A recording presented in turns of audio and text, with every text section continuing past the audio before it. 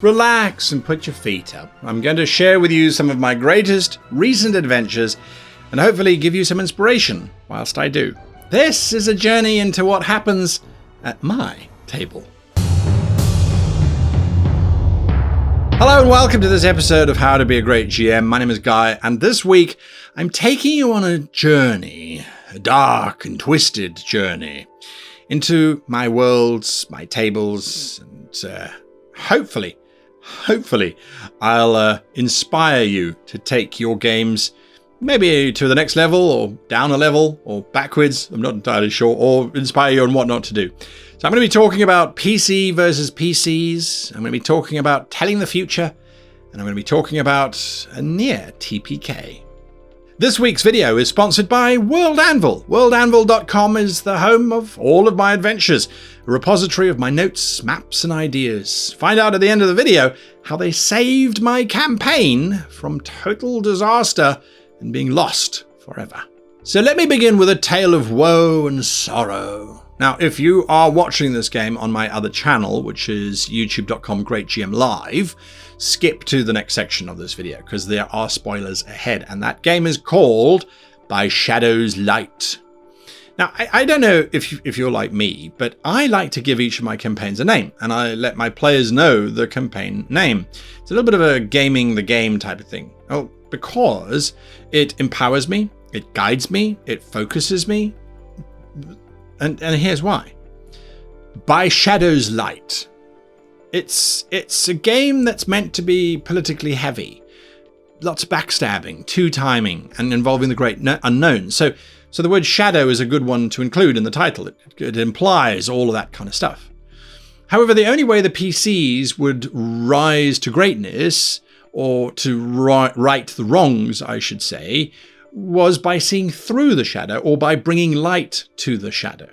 Hence the inclusion of the word light. Only if you get involved in the shadow can you see the light. So that's kind of what the title did, and what it does is it creates an expectation for the players as well as for you. Now, I had no idea the direction that the game ended up going in. Originally, it was planned to be a long-form campaign, but, you know, real life jumped in and killed it after 7 sessions. So there you are. And I only had 2 sessions to wrap it up in because we also it was a bit of a surprise. So nonetheless, as it turned out, the last session, I think, was one of the most dramatic sessions I have ever had. It was brilliant. It was nail biting. It was on the edge of your seat type of stuff. And I'm not exaggerating. It was intense. Now, the game was sci-fi in a custom setting of my own making, using the Tri-Fi system, the Tri-Fi TTRPG, which is also of my own making. And don't worry, I am working on getting a reasonable, releasable version out at some point in the near future. So there is that. Now, the basic premise was this, that there's a new alien species known as the Hath, who are invading the galaxy. But the Hath are not actually a species, they're a virus, and they spread through skin contact. And then what they do is, once they have replicated enough within a host, they take control of the host. So it's the perfect infiltrator. What makes them truly evil is that once they have taken the host, they can't be detected, because as a virus, they're rewriting your RNA and your DNA of the actual host. And so they are technically the host, but the host is now them. Anyway. So, defaulting to my usual tactic, the game started with the PC's spaceship dropping in from a dive, which is my version of warp, into the middle of a massive space battle between 2 allies. These were 2 allies, and yet they were fighting at each other and blowing each other to hell. So the PCs were dodging and trying to figure out what the hell was going on, and they took on survivors, but from both sides, and then ended up sort of having to keep them on either side of the ship and pretend they weren't there. And so they were also then trying to figure out what the hell was going on. And just when they thought they knew what was happening, people started to get murdered on the ship.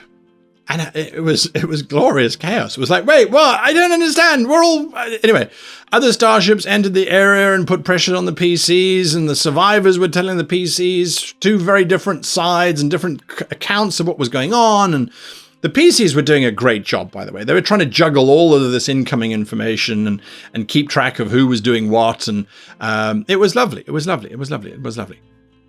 So, yeah, I mean, they were working through it. So now, as the PCs were starting to work it out, that perhaps someone in the survivors that they had brought aboard was actually a traitor, that's where things started to get darker. Now, as I knew that I was running out of time, I did change my campaign, obviously. Anyway, but by the end of the game, the PCs had split into 2 factions on their own ship, a mutiny had taken place, and the traitor was discovered. Unfortunately, not before the Hath virus had spread to someone within the crew. And it really became Reservoir Dogs. It became a standoff. And I love the game so much because of the role players. They were doing their best, and the energy is just electric. If you want something to watch by Shadow's Light, I have to recommend it. Now, I mean, it was brilliant. I just sat back and watched and let the chaos unfold, and occasionally just drop in a little bit and that sort of thing. Second game. Now, this game is also currently on my live channel, Great GM Live, and we play that live on Wednesday nights.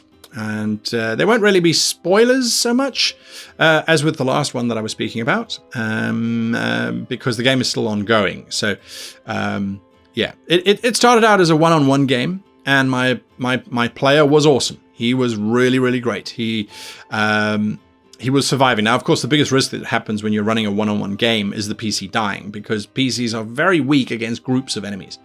But I wanted this. I mean, it's a fantasy setting of my own making, but using D&D 5th edition.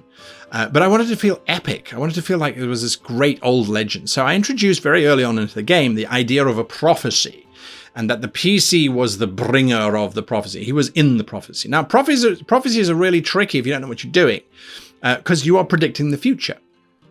And you go, well, how does one do this? So I made a video on that, and I wrote the prophecy in such a way that I gave myself places, objects, items, and events that were generic enough, but you'll see what happens. So the opening line is, when the light of the star shines upon, or something about shores afar and that sort of thing.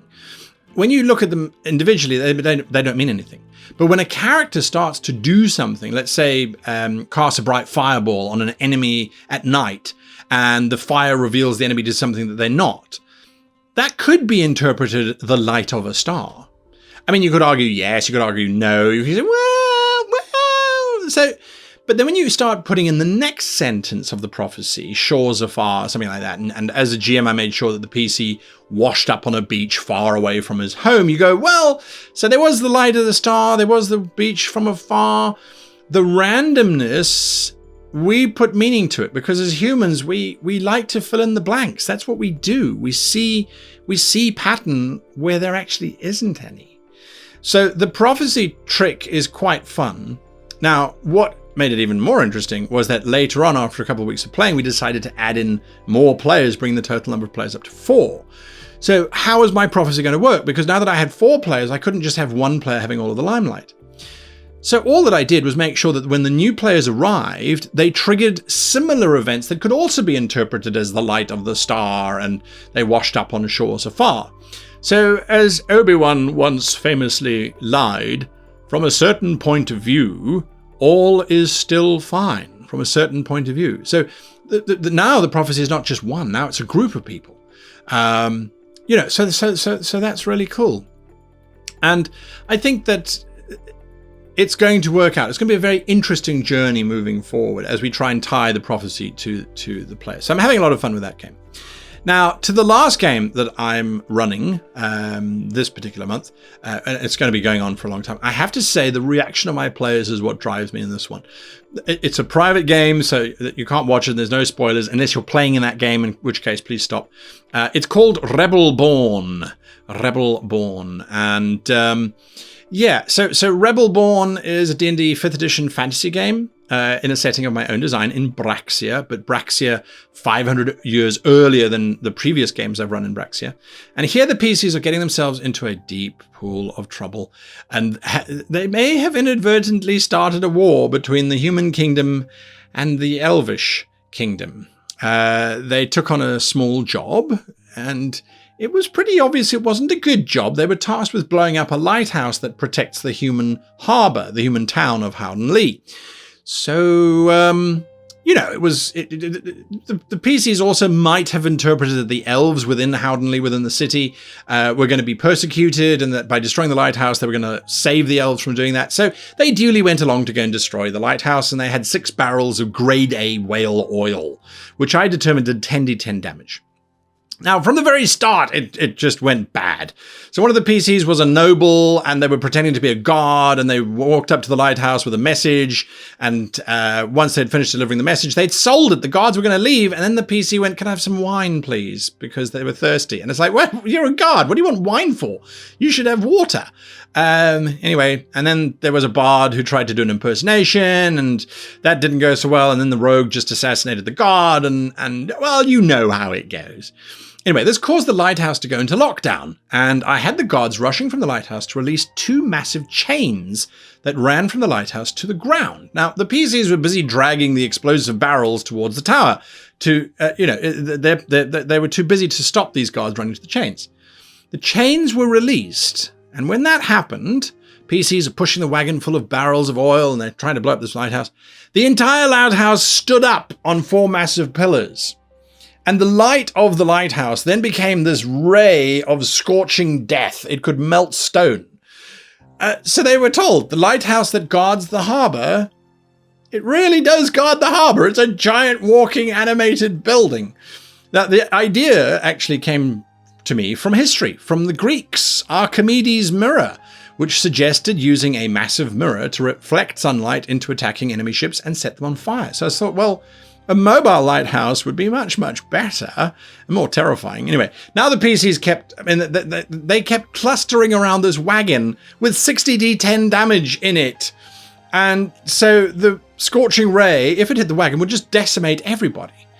Anyway, so I had to sort of randomly determine who the scorching ray was going. And the PCs were very good with using silent image and mirror image and all those kinds of things to create extras to make it even more difficult for them to hit. Each of the pillars that the lighthouse was standing on had 50 hit points, and each barrel, of course, did 10d10. So, on average, a barrel should destroy a pillar. I didn't want the combat to last for very long. Ha! It lasted for 2 hours.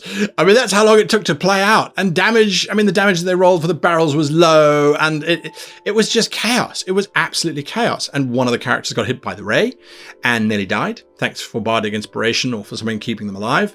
But unfortunately, in their blowing out of the tower, in the blowing out of the legs, they blew out 2 legs on the same side, so the tower fell over, obviously, and that may or may not have landed on one of the players.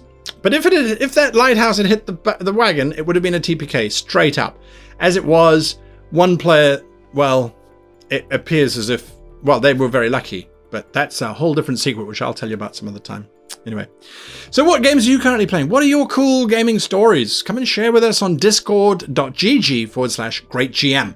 I'd love to hear from you because you got a limited amount in YouTube. Come and join the community. It's a great community. Anyway, so how did World Anvil save my bacon? Well, the Wednesday campaign from The Shadows Born, which is live every Wednesday, 7 p.m. GMT. I wrote the campaign 2 years ago. It was part of my campaign creator series for this channel, and I made maps, and I designed gods, and religions, and heroes guilds, and all that kind of stuff. However, I had completely forgotten all about that when I began my Wednesday campaign. I was like, oh, I'm going to have to start all over again. But I was working in World Anvil for one of my other games, and I'm like, hang on a moment, I've got this whole campaign just sitting and waiting, ready for me to use and to share with my players. It was brilliant. It was like, so all that work is not lost, it's usable. Anyway, use the code GreatGM when signing up for World Anvil, and you get a massive discount, and then your worlds are safe, and you can keep them ad infinitum into the future.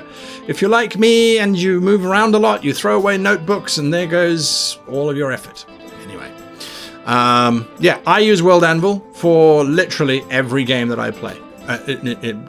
Online, that's what I do. So a big thank you to World Anvil and to you for watching all the way to the end of this video. And until next time, I wish you and yours the very happiest of gaming.